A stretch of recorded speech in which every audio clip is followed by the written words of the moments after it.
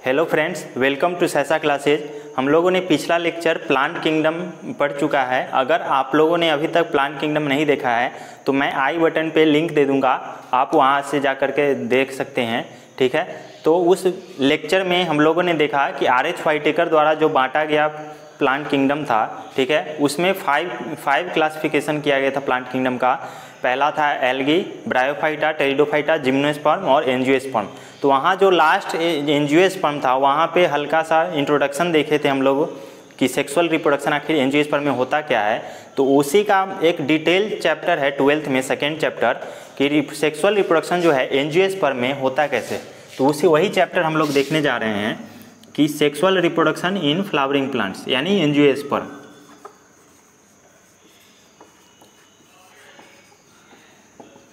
Sexual reproduction इन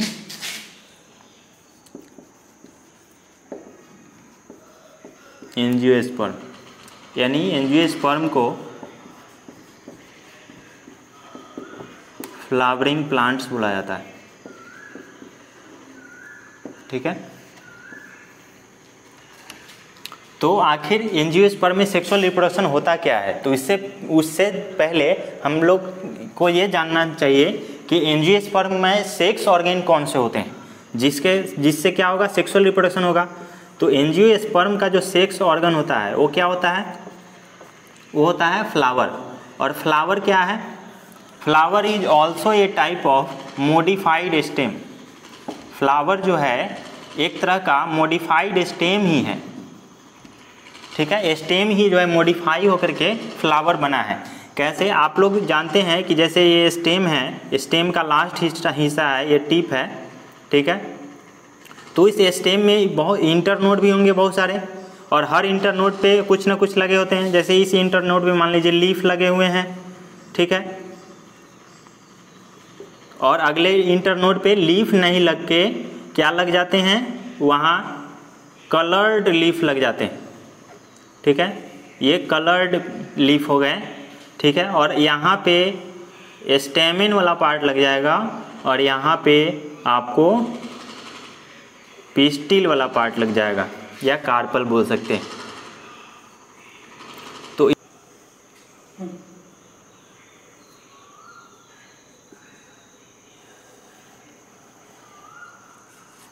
ठीक है, तो पहले जो पार्ट है जिसमें लीफ है, इस लीफ को हम लोग क्या बोलते हैं, सेपल यानी ग्रीन पार्ट है ये। और जो कलर्ड पार्ट है उसे पेटल बोला जाता है, और जो मेल पार्ट है उसे स्टेमेन। ठीक है, और जो ये फीमेल पार्ट है उसे पिस्टिल बोला जाता है। ठीक है, तो ये जो स्टेम हुआ, यही स्टेम को अगर आप प्रेस कर दें, दबा दें, ये ऊपर से फोर्स दें और नीचे से फोर्स दें, तो यही स्टेम जो है आपको मॉडिफाई होकर के, ये स्टेम मॉडिफाई होकर के क्या होकर के,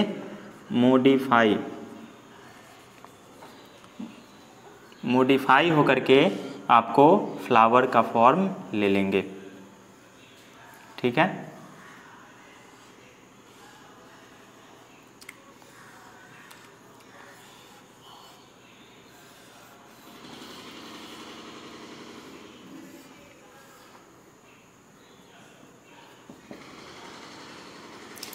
तो यही आपका क्या बन जाएगा, फ्लावर बन जाएगा। तो फ्लावर क्या है, एक तरह का स्टेम ही है, मॉडिफाइड स्टेम है। ठीक है, जो क्या है, एंजियोस्पर्म का सेक्स ऑर्गन है। तो इसी फ्लावर को हम लोग थोड़ा डिटेल में देखते हैं कि आखिर इसमें कौन कौन से पार्ट होते हैं। ठीक है, अभी ओवरव्यू तो देखा कि सेपल, पेटल, स्टेमेन, पेस्टिल होगा ही, उसी को थोड़ा डिटेल में देखते हैं। इसको रफ करता हूँ मैं। ये जो फ्लावर है इसमें जो डंठल होता है इसे स्टॉक बोला जाता है, और इस डंठल से जो आगे जो बल्जी स्ट्रक्चर है ये, इसको बोला जाता है थैलेमस। ठीक है, इसका दूसरा नाम भी है, इसे रिसेप्टेकल्स भी बोला जाता है, रिसेप्टेकल, ठीक है। और ये पार्ट सेपल है, और सेपल तो एक होते नहीं हैं। सेपल जैसे मान लेते हैं ये स्टॉक है, और सेपल क्या होंगे, चारों तरफ से लगे रहेंगे, इधर से इधर से इधर से इधर से। आप कोई फूल देखेंगे तोड़ेंगे तो पाएंगे कि सेपल इधर से भी इधर से भी इधर से भी इधर से भी इधर से भी चारों तरफ से, तो उसे होल कहा जाता है। जब एक सर्कुलर स्ट्रक्चर कोई अरेंज्ड होता है, जैसे कोई बांसुरी बजाने वाला कोई मेला में देखे होंगे जो बेचता रहता है, वो भी जो है बांसुरी को इसी तरह अरेंज किया रहता है, ऐसे बांसुरी चारों तरफ अरेंज सर्कुलर स्ट्रक्चर में अरेंज किया जाता है, वो क्या कहलाता है, होल कहलाता है। तो सेपल भी एक होल में अरेंज है 3D स्ट्रक्चर में चारों तरफ से, तो सेपल एक होल है, ठीक है। तो इस होल को जो नाम है उसका कैलिक्स बोला जाता है। उसी तरह होल और कौन कौन से होंगे, ये पेटल, पेटल भी जो क्या है होल शेप में अरेंज्ड होता है, ये पेटल वाला पार्ट, ठीक है। तो इस होल को क्या बोला जाता है, कोरोला बोला जाता है, ठीक है। उसी तरह होल के रूप में अरेंज्ड ये मेल पार्ट भी होगा, ठीक है। तो मेल पार्ट का पहले नाम लिख लेते हैं। ये ऊपर वाला पार्ट आपको एंथर कहलाता है, और नीचे वाला जो पार्ट है ये डंठल है जो थैलेमस से जुड़ा हुआ है, वो फिलामेंट कहलाता है। और दोनों को साथ में क्या बोलते हैं, स्टेमेन बोलते हैं। और ये स्टेमेन भी एक होल के फॉर्म में भी अरेंज रहता है। तो इस होल को क्या बोला जाएगा, एंड्रोसियम बोला जाता है, ठीक है। और ये फीमेल पार्ट है, ठीक है। फीमेल पार्ट में 3 पार्ट आप देख रहे हैं। सबसे ऊपर आपको स्टिग्मा दिख रहा है, ठीक है। उसके नीचे ये स्टाइल यहाँ से लेकर यहाँ तक, ओवरी से स्टिग्मा तक। और ये क्या है, ओवरी है, ठीक है। और तीनों को साथ में क्या बोला जाता है, पिस्टिल, ठीक है। और पिस्टिल किसी किसी फ्लावर में एक होंगे, ठीक है। पिस्टिल का एक होना यानी क्या, एक सीड होना। जैसे मैंगो में एक ओवरी होगा तो एक सीड होगा, मैंगो में एक सीड होता है। और किसी किसी फ्लावर में देखिएगा एक से अधिक सीड होते हैं। जैसे आपको अमरूद हो गया, ठीक है, उसमें एक से अधिक सीड है। अनार हो गया तो उसमें ओवरी का संख्या क्या होगा, ज़्यादा होगा, यानी फीमेल पार्ट ज़्यादा होंगे। तो वैसे ये भी होर्ल हो गया। तो इस होर्ल को क्या बोला जाता है, गाइनोसियम, ठीक है। तो होर्ल कितने हो गए फ्लावर में, 4 होर्ल। आप ध्यान से देखिए, ये एक होर्ल है, ये एक होर्ल है, कैलिक्स, कोरोला, एंड्रोसियम और ये गाइनोसियम, 4 होर्ल है, ठीक है। इस चारों होर्ल में आप ध्यान से देखेंगे तो ये जो स्टेमेन है यानी एंड्रोसियम है, ये मेल होर्ल है, मेल पार्ट है। और ये इम्पोर्टेंट पार्ट है क्योंकि यहीं पे मेल गैमीट बनते हैं। और यहाँ जो गाइनोसियम है ये फीमेल होर्ल है, और यहाँ क्या बनेंगे, फीमेल गैमीट बनेंगे। तो जो मेन होर्ल है एंड्रोसियम और गाइनोसियम, इसे एसेंशियल बोलेंगे। और बाकी जो हेल्प करते हैं रिप्रोडक्शन में, इसे एसेसरी होर्ल कहा जाता है। यानी जरूरी तो है लेकिन एकदम जरूरी नहीं है कि इसके बिना भी रिप्रोडक्शन संभव है। जैसे हम लोग डस्टिंग अगर मान लीजिए कर दें, किसी पॉलिनेटिंग एजेंट का जरूरत ना पड़े तो भी हो जाएगा पॉलिनेशन संभव, तो भी रिप्रोडक्शन संभव है। तो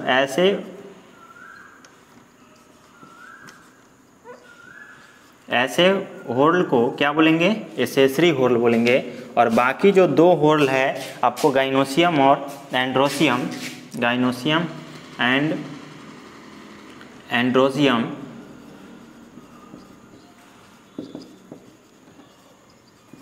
ये दोनों जो है कैसे होर्ल है, एसेंशियल होर्ल है, यानी इसके बिना रिप्रोडक्शन संभव नहीं है, ठीक है। तो ये आपको फ्लावर का पार्ट हो गया। अब हम लोग एक एक करके डिटेल में स्ट्रक्चर को पहले समझेंगे, ठीक है। तो हम लोग इसको डिटेल में समझने की उतना ज़रूरत नहीं है, क्योंकि ये एसेसरी है, ये हेल्प तो करता है लेकिन एकदम एसेंशियल नहीं है, इसलिए एसेसरी होल कहा गया और एसेंशियल होल है। तो हम लोग पहले मेल पार्ट को देखेंगे, ठीक है, फिर फीमेल पार्ट को देखेंगे, फिर हम लोग स्टेप शुरू करेंगे जो रिप्रोडक्शन का स्टेप था। आप याद कीजिए रिप्रोडक्शन में सबसे पहले क्या था, प्री फर्टिलाइजेशन। प्री फर्टिलाइजेशन जब हो जा रहा था, इससे पीछे वाले चैप्टर में पढ़े हम लोग रिप्रोडक्शन इन ऑर्गेनिज्म में। उसके बाद क्या था, फर्टिलाइजेशन। जब फर्टिलाइजेशन हो जाएगा तो क्या होगा, पोस्ट फर्टिलाइजेशन। इसकी बात हम लोग करेंगे, ठीक है। तो हम लोग देखते हैं पहले मेल पार्ट, एंड्रोसियम, ठीक है, इसे रफ करते हैं पहले। हम लोग अब एंड्रोसियम को डिटेल में देखते हैं, यानी मेल रिप्रोडक्टिव पार्ट, ठीक है। एंड्रोसियम क्या है, एक होल है, उसके सिंगल पार्ट को क्या बोला जाता है, स्टैमेन। तो इस स्टैमेन का अगर फिगर बनाए तो स्टॉक से थैलेमस जुड़ा रहता है, and most of the stamen are attached with thalamus.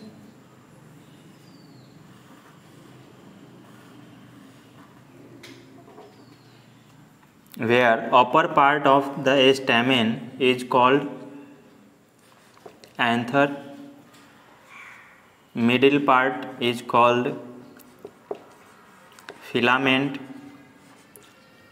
Where anther and filament is joined, this end is called distal end. Where filament and thalamus is joined, this end is called proximal end.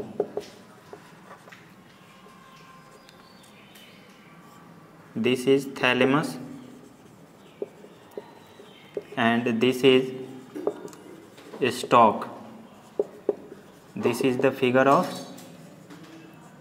stamen, because this is the single piece of whole world androecium, okay.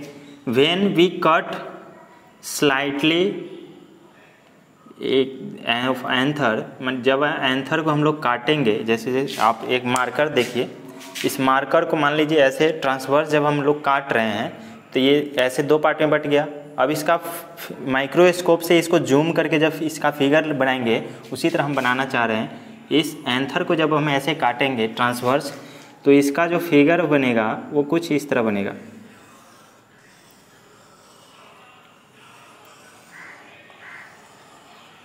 ठीक है, तो आप ध्यान से देख रहे होंगे, इसमें जो है एक ये लोब है और एक ये लोब है, ठीक है। तो इसमें कितने लोब हो गए, 2। इसीलिए एंथर को क्या कहा जाता है, यहीं लिख देता हूँ, bilobed. This is bilobed structure, ठीक है। और एक लोब में, ठीक है, ध्यान से देखिए, एक यहाँ थीका है, एक यहाँ थीका है, तो इसीलिए डाइथीकस भी बोला जाता है इसे, dithecous. Bilobed and dithecous structure present in angiosperm, है ना। ये किसका फिगर है, स्टैमेन का है, और स्टैमेन को ही बोला जाता है ये बाइलोब्ड डाइथीकस, ठीक है। और इसमें अगर आप ध्यान से देखें, इसको मैं थोड़ा रफ करता हूँ ताकि मैं इस डिटेल स्ट्रक्चर इसको बना पाऊँ। आपको इस ध्यान से देखिए, यहाँ पे जो ये स्ट्रक्चर है एंथर का, इस एंथर में बीच में कंपार्टमेंट होते हैं हर थीका में, ठीक है। इस कंपार्टमेंट को बोला जाता है माइक्रोस्पोरेंजियम, माइक्रोस्पोरेंजियम, ठीक है। और जहाँ पे ये 2 लोब जुड़े रहते हैं जिस स्ट्रक्चर से, ये किसको क्या कहा जाता है, कनेक्टिव कहा जाता है, ठीक है, क्योंकि कनेक्ट कर रहा है ये। और इसमें जो आप देख रहे हैं ये स्ट्रक्चर माइक्रोस्पोरेंजियम, इसके अंदर छोटे छोटे पिरामिड शेप सेल होते हैं, ठीक है। तो इस सेल को बोला जाता है टैपेटम, ठीक है। और इस टैपेटम के बाहर जो है, मान लीजिए यहाँ भी हर जगह टैपेटम होगा, और इस टैपेटम के बाहर भी सेल रहेंगे यहाँ पे, ठीक है। तो इस सेल को बोला जाएगा आपको मिडिल लेयर, और मिडिल लेयर के बाहर भी कुछ सेल रहते हैं, ठीक है। इसे बोला जाता है इंडोथेसियम,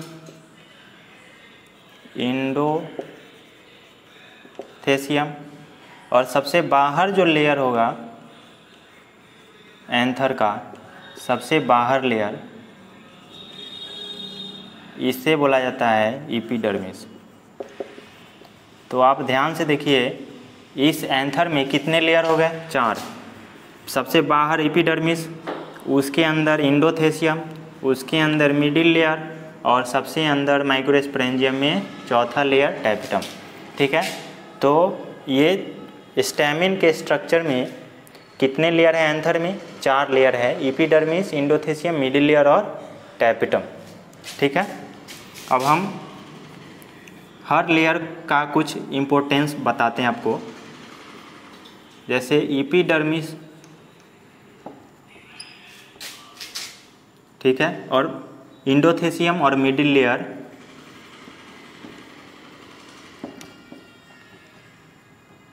and middle layer helps in dehiscence of anther. यानी जब यह मेल पार्ट के अंदर मेल गैमिट जब बन जाएगा तो उस मेल गैमिट को बाहर आना है फिर, तो इस मेल गैमिट को बाहर आने के लिए कौन लेयर हेल्प करेगा? ये तीनों लेयर, एपिडर्मिस, इंडोथेसियम और मिडिल लेयर जो है इस लेयर को ब्रेक करके इसके अंदर जो मेल गैमिट है उसे बाहर लाने में हेल्प करता है, ठीक है। और दूसरी बात कि एपिडर्मिस जो होता है वो आपको सिंगल लेयर का होता है, और ये फैट सेल से बना होता है, ठीक है, फ्लैट सेल से। और दूसरा जो है दूसरा जो लेयर है इंडोथेसियम,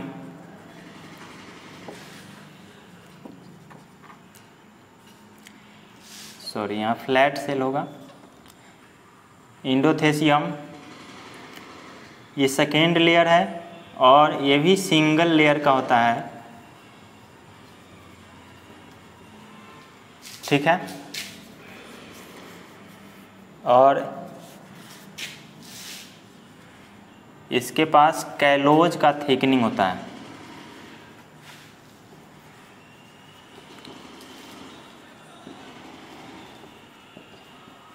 ठीक।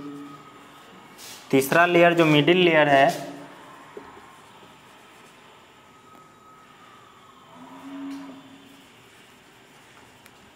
ये जो है 3 to 4 लेयर का होता है, 3 से 4 लेयर का होता है, ठीक। टैपेटम जो है सबसे इनर मोस्ट लेयर है, देख रहे हैं, चौथा लेयर सबसे अंदर वाला, ठीक है। तो टैपेटम जो होता है वो पिरामिड शेप का होता है, ठीक।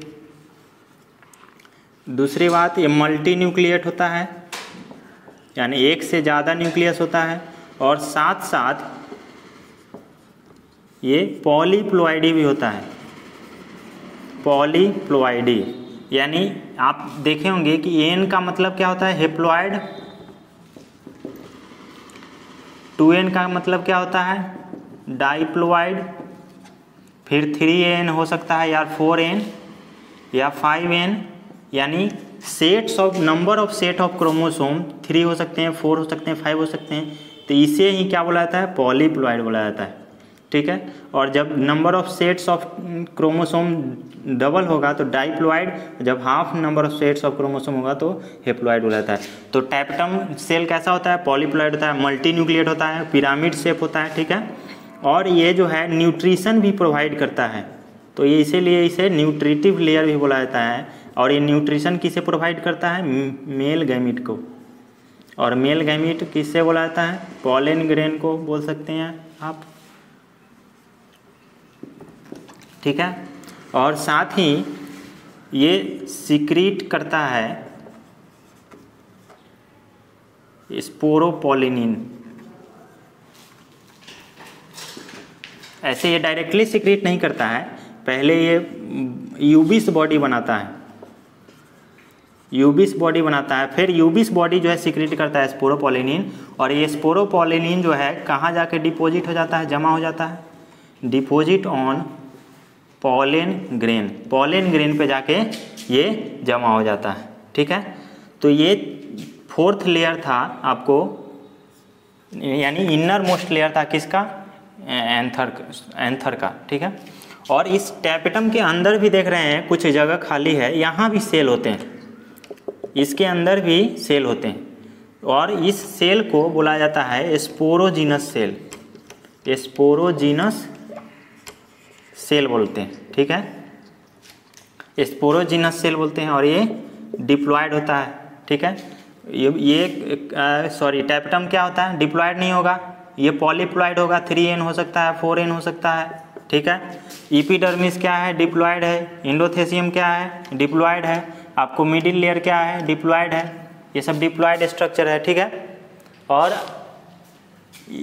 स्पोरोजीनस भी डिप्लॉयड है, लेकिन टैपेटम जो है ये ट्रिप्लॉयड हो सकता है, टेट्राप्लॉयड हो सकता है। ठीक है, नेक्स्ट स्क्रीन में देखते हैं हम लोग प्रोसेस कि मेल गैमीट बनता कैसे। हम लोग बात करने जा रहे थे कि आखिर मेल गैमीट बनता कैसे है, उससे पहले थोड़ा फिर हमें याद दिला दें कि कोई भी सेक्सुअल रिप्रोडक्शन 3 फेज में कंप्लीट होता है, प्री फर्टिलाइजेशन, उसके बाद फर्टिलाइजेशन, उसके बाद पोस्ट फर्टिलाइजेशन। आप याद करें कि प्री फर्टिलाइजेशन में कौन से स्टेप होते हैं, पहला स्टेप होता है गैमीटोजेनेसिस। ठीक है, दूसरा स्टेप होता है गैमीट ट्रांसफर। ठीक है, तो गैमीटोजेनेसिस का मतलब ही होता है फॉर्मेशन ऑफ गैमीट। ठीक है, तो हम लोग गैमीटोजेनेसिस पढ़ने जा रहे हैं, और गैमीटोजेनेसिस भी हम लोगों ने देखा था कि 2 तरह से होंगे, एक होंगे मेल में, एक होंगे फीमेल में। जब मेल में गैमीटोजेनेसिस होगा तो क्या बोला जाता है माइक्रोस्पोरोजेनेसिस, पिछले चैप्टर में ही हम लोगों ने बात किया था। जब फीमेल में होगा तो इसे बोलेंगे मेगा स्पोरोजेनेसिस। ठीक है, तो ये क्योंकि मेल पार्ट हम लोग पढ़ रहे हैं और मेल का गैमीट बनाना देखेंगे, तो इसीलिए हम लोग क्या इस स्टेप को क्या बोलेंगे माइक्रोस्पोरोजेनेसिस। ठीक है, तो हम लोग अभी लिखते हैं कि माइक्रोस्पोरोजेनेसिस।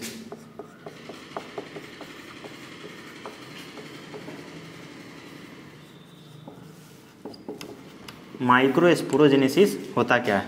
ठीक है, उससे पहले थोड़ा सा हम आपको आइडिया दे दें कि ये एंथर है,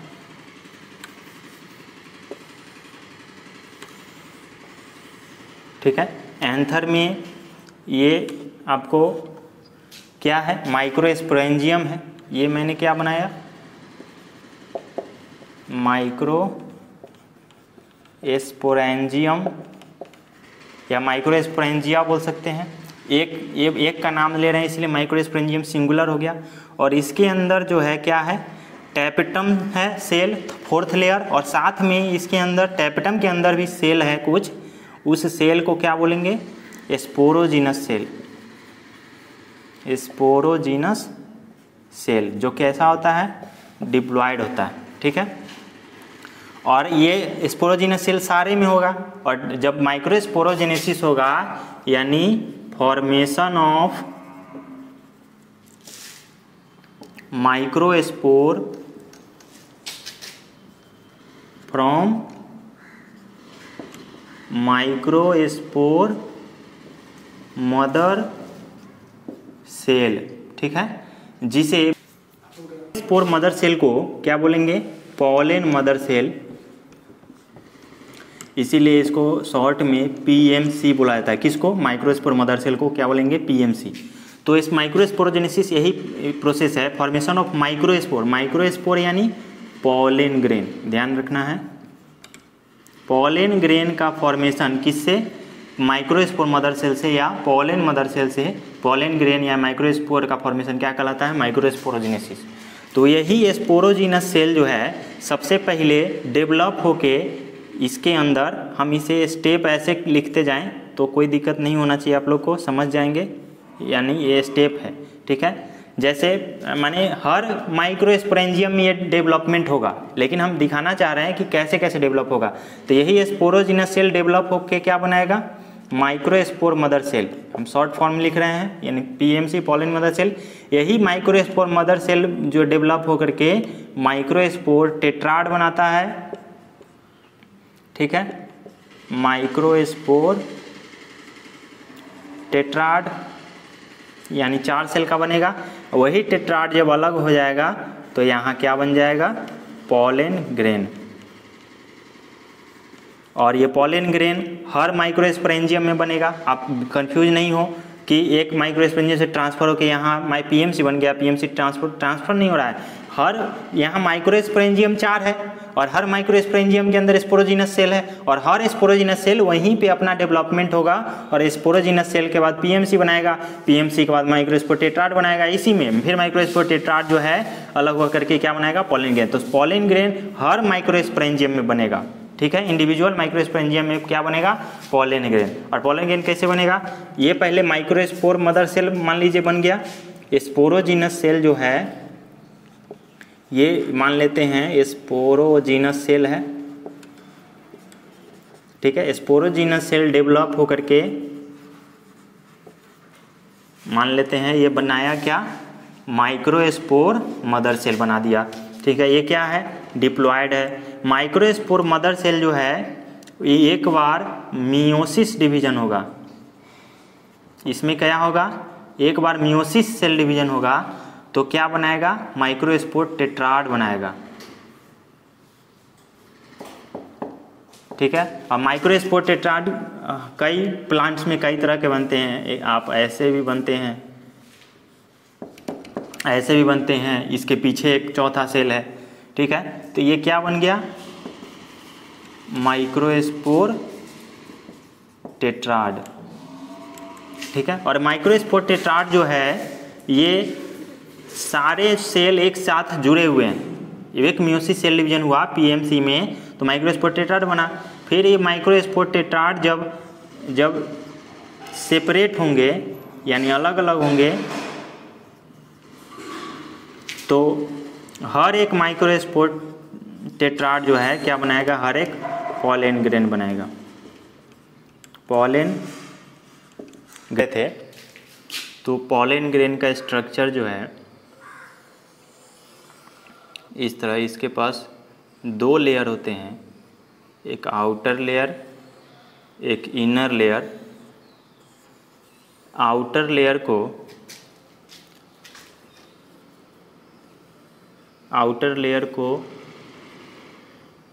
एक्साइन और इनर लेयर जो है उसे इंटाइन बोला जाता है। ये पॉलन ग्रेन का हम लोग देख रहे हैं फिगर।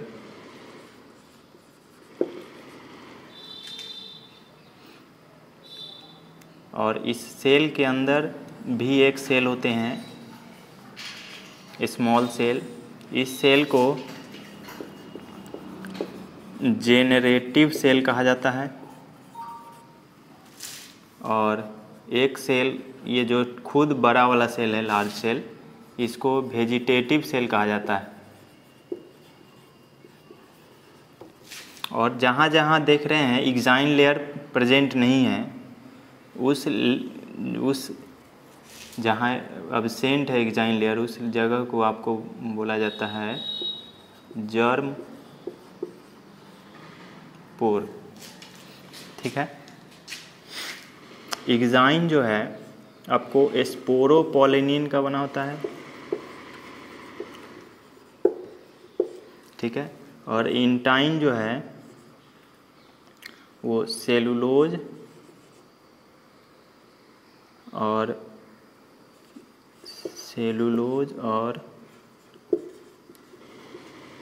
पेक्टिन का बना होता है। ठीक है। तो पॉलन ग्रेन में आप देख रहे हैं कितने सेल है, 2 सेल है। एक जो जेनरेटिव सेल स्मॉल सेल है, एक खुद vegetative cell.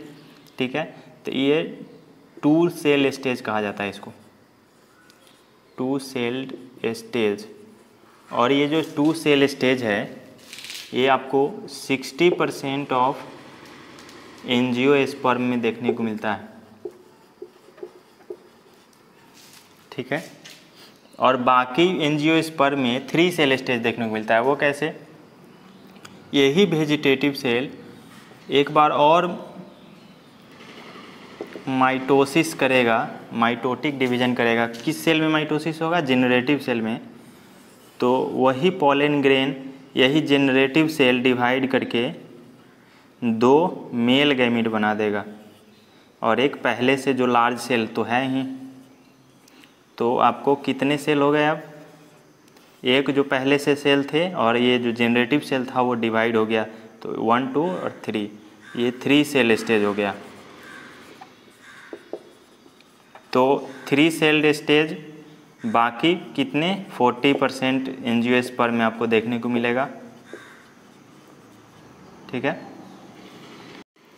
Study of pollen grain is called palynology.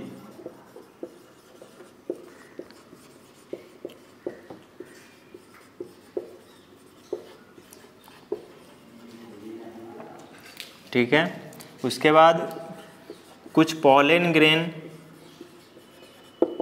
जो है, बहुत सारे ऐसे पॉलन ग्रेन हैं जो ईडिबल होते हैं। तो अभी के समय में क्या किया जाता है, इसी पॉलन ग्रेन से आपको पॉलन टैबलेट बनाया जाता है और पॉलन सिरप बनाया जाता है। ठीक है। जो बहुत सारे एथलीट और हॉर्स को उसको ये टैबलेट और सिरप खिलाने में काम आते हैं, जिससे इंस्टेंट एनर्जी मिलती है। और कुछ पॉलन जो है हार्मफुल होते हैं हम लोग के लिए। Some pollen is harmful like pollen of carrot grass. Carrot grass के जो पॉलन होते हैं, पॉलन ग्रेन, वो हार्मफुल होते हैं। ठीक है। कैरोट ग्रास को आपको पार्थेनियम भी कहा जाता है।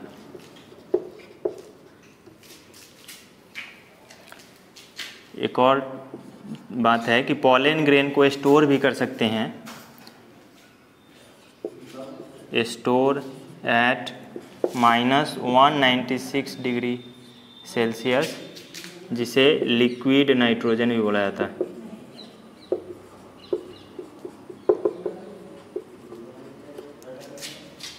ठीक है। हम लोग मेगा स्पोरोजेनेसिस देखेंगे।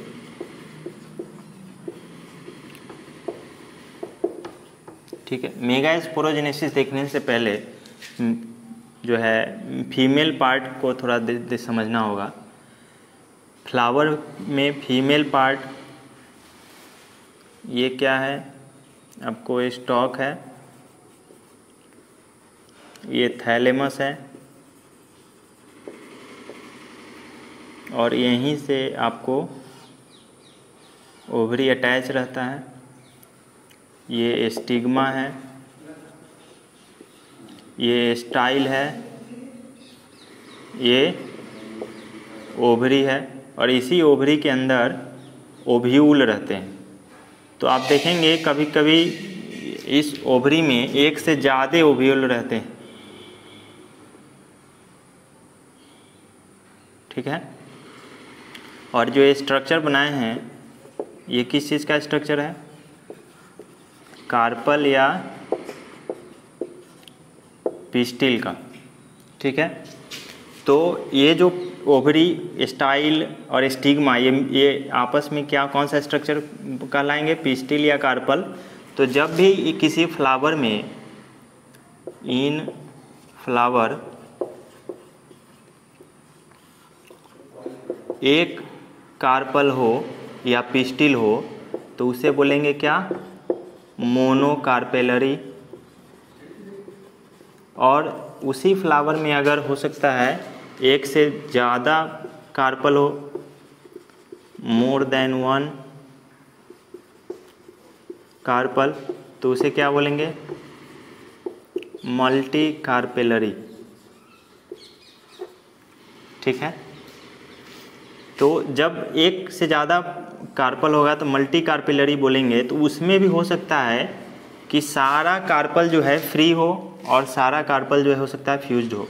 जब ऑल कार्पल आर फ्री, जब सारा कार्पल फ्री होंगे यानी किसी एक दूसरे से अटैच नहीं होंगे तो उसे क्या बोला जाता है, एपोकार्पस। और जब सारा कार्पल जो है फ्यूज्ड होगा तो उसे क्या बोला जाएगा, सिंकार्पस, ठीक है। और ओवरी के अंदर क्या है ये स्ट्रक्चर, ओव्यूल, ठीक है। तो एक बात, ओव्यूल को आपको मेगा स्पोरेंजियम भी कहा जाता है, मेगा स्पोरेंजियम। क्यों, क्योंकि ये मेगा स्पोर रखता है। वहाँ माइक्रो स्पोरेंजियम किसको कहा जाता था, एंथर के अंदर जो स्ट्रक्चर था, आप ध्यान देंगे यहाँ ये था माइक्रो स्पोरेंजियम, जिसमें माइक्रो स्पोर बनता, यानी पॉलन ग्रेन इसके अंदर बनेगा टैपेटम सेल के अंदर, और टैपेटम ही उसको नॉरिशमेंट देता था पॉलन ग्रेन को। यहाँ क्या है, ओवरी के अंदर जो ओव्यूल है इसी में फीमेल गैमीट बनेगा, और फीमेल गैमीट किस में बनेगा, ओव्यूल में बनेगा। इसीलिए ओव्यूल को क्या बोलेंगे, मेगा स्पोरेंजियम बनेगा, जहाँ मेगा स्पोर बनेगा। तो ओव्यूल को मेगा स्पोरेंजियम कहा जाता है, ठीक है। अब हम लोग थोड़ा ओव्यूल को डिटेल स्ट्रक्चर देखते हैं जहाँ मेगा स्पोरेंजियम बनता है।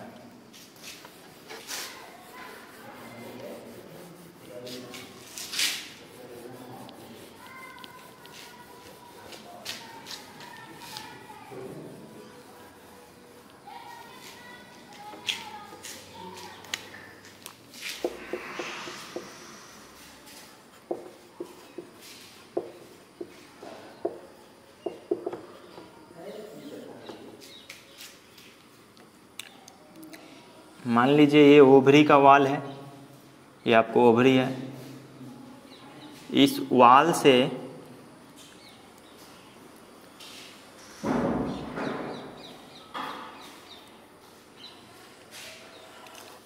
ओव्यूल अटैच है। और ध्यान से देख रहे होंगे आप, ओव्यूल के हम दो लेयर बनाए हैं, ठीक है। ये क्या है, वॉल ऑफ ओवरी, ठीक है। वॉल ऑफ ओवरी से जो अटैच रहता है उसे प्लेसेंटा बोला जाता है, ठीक है। और प्लेसेंटा जो से जो अटैच रहेगा पार्ट, ये फ्यूनिकल कहलाता है, ठीक है। और फ्यूनिकल और ओव्यूल के बॉडी को जो पार्ट अटैच करता है ये पार्ट को बोलेंगे रेफे, ठीक है। और नीचे ओपनिंग है, उससे पहले आप देखिए ओव्यूल के दो वाल है, इसे आउटर इंटेग्यूमेंट कहा जाता है, और जो इनर वाल है उसे इनर इंटेग्यूमेंट कहा जाता है, ठीक है। और जो पोर्शन ओव्यूल का जो पार्ट ओपन है उस पोजीशन को, वो यहाँ कोई पार्ट का नाम नहीं है, उस पोजीशन को या उस इंड को माइक्रोपाइल इंड बोलेंगे,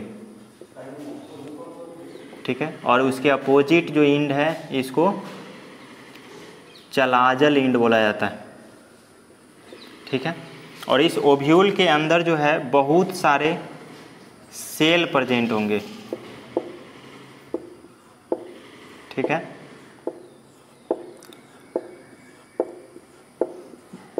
बहुत सारे सेल प्रेजेंट होते हैं।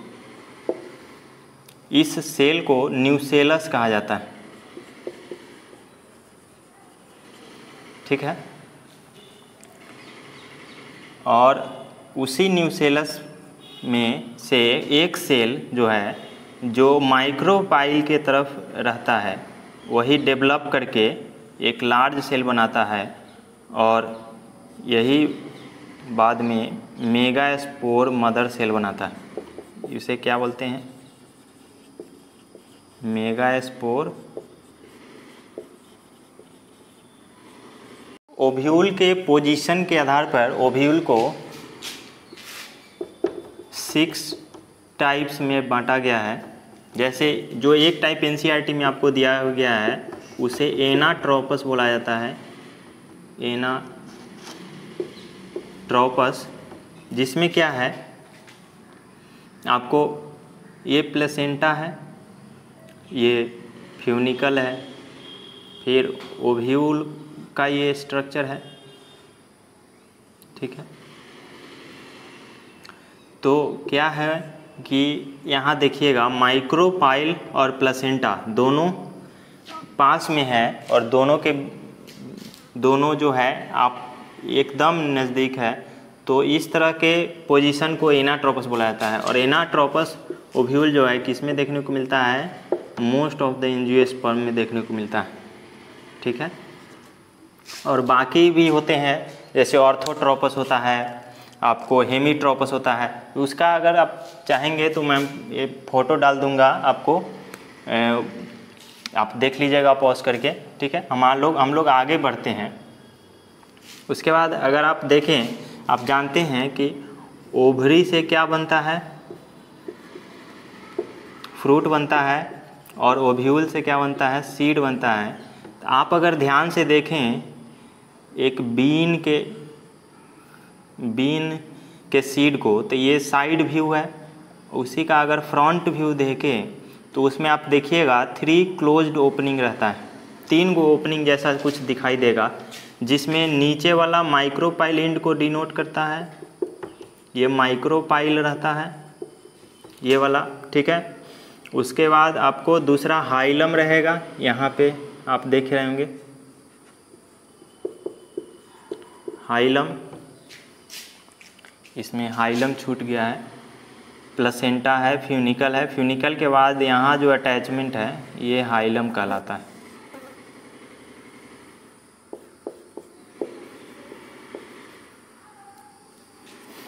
और आपको सबसे ऊपर वाला जो ओपनिंग दिखेगा वो रेफे होता है,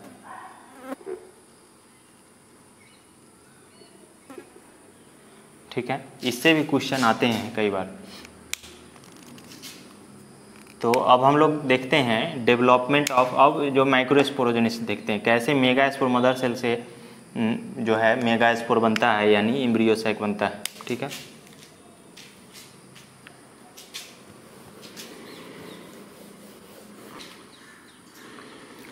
हम लोग मेगास्पोरोजेनेसिस देख रहे थे।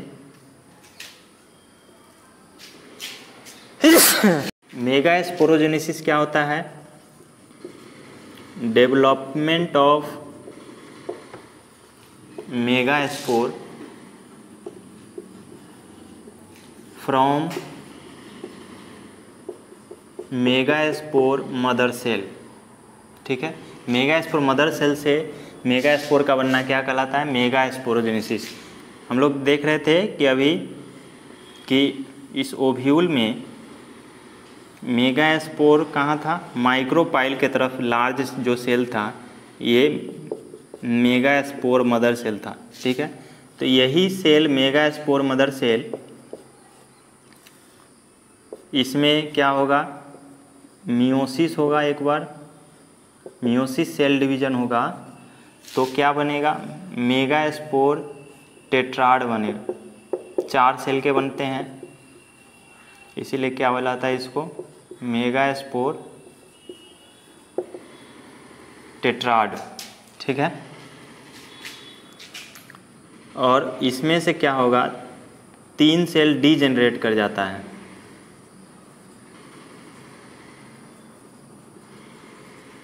तीन सेल डीजेनरेट करने के बाद एक सेल सर्वाइव करेगा। ठीक है, अब इसको एक सेल जो सर्वाइव करेगा इसे बोलते हैं मेगास्पोर। अब इसमें जो है ये इसका डेवलपमेंट होना शुरू होगा और इसमें माइटोसिस होना शुरू होगा। एक बार माइटोटिक डिवीजन होगा और कंप्लीट माइटोटिक डिवीजन नहीं होता है, कैरियोकाइनेसिस सिर्फ होता है, साइटोकाइनेसिस नहीं होता है। जब सेल डिवीजन उसमें आप पढ़े होंगे तो देखे होंगे कि सेल डिवीजन अगर आप थोड़ा से बताएं तो इसमें 2 फेज होते हैं, एक माइटोटिक, एक जो होता है पहला एस फेज, पहला होता है G1 फेज, दूसरा होता है एस फेज, तीसरा होता है G2 फेज, फिर यहाँ होता है कैरियोकाइनेसिस, फिर यहाँ होता है साइटोकाइनेसिस। तो पूरा ये तीनों मिला के इंटरफेज कहा जाता है। तो इंटरफेज के साथ साथ कैरियोकाइनेसिस होगा मेगास्पोर में, लेकिन साइटोकाइनेसिस नहीं होगा। ठीक है, तो पहला जो माइटोटिक डिवीजन होगा विदाउट साइटोकाइनेसिस, तो उसमें क्या होगा, एक न्यूक्लियस से 2 न्यूक्लियस बन जाएगा। ठीक है, एक बार और माइटोटिक डिवीजन होगा तो क्या होगा, 2 न्यूक्लियस था, अब कितना न्यूक्लियस बन जाएगा, 4 न्यूक्लियस बन जाएगा। एक बार और माइटोटिक होगा, एक बार और माइटोटिक सेल डिवीजन होगा तो उसमें क्या होते हैं, 4 से 8 न्यूक्लियस बनेंगे। और 8 न्यूक्लियस मैं यहाँ नहीं बना रहा हूँ, यहाँ अरेंज करके बनाऊँगा। 4 से 8 न्यूक्लियस बन जाएंगे, फिर बाद में क्या होंगे, 8 न्यूक्लियस क्या होते हैं, अरेंज हो जाते हैं। वही अरेंज करके मैं बना रहा हूँ। नीचे आपको 3 न्यूक्लियस रहेंगे, बीच में 2 न्यूक्लियस रहेंगे और ऊपर भी 3 न्यूक्लियस रहेंगे। ठीक है, और इसमें ख़ास बात है, नीचे के 3 न्यूक्लियस फिर साइटोकाइनेसिस करके सेल बना लेंगे, ऊपर के 3 न्यूक्लियस आपको साइटोकाइनेसिस करके क्या बना लेंगे, एंटीपोडल सेल बना लेंगे।